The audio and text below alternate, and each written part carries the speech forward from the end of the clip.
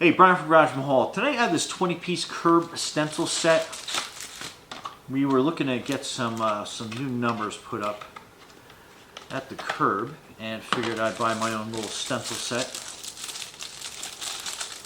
And let's see what we get inside each one. And I primarily got them because it actually has spacers to it. So it takes the guesswork out of how close that you want to put them into proximity. So that's your, is that your number 10 or your number 1? Depending on how you're looking at it. So that is your number 10.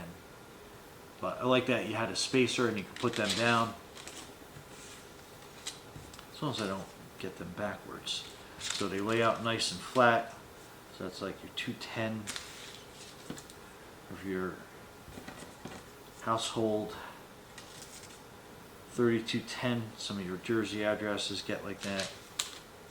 California, you got your larger house numbers, your 43210. So let me see how I get. Oh, we got a pretty good view right from here on the camera, so I'll put a couple face the other way. That's your 5, your 6, 7, 8, 9.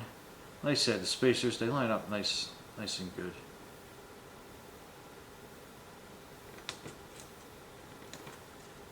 Yeah, top, they're interlocking, so you can make up pretty much any combination that you're looking for on that. And they look awesome once they're spray painted.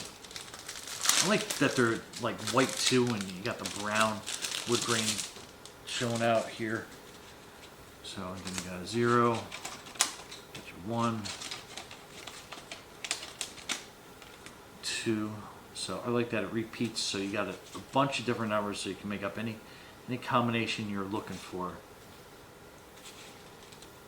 Yeah, I'm running out of room on the desk here. There's so many, but yeah, that's a good representation of any type of curb numbers that you're looking to do. And I mean, they're a good size. I mean, that's a pretty decent size.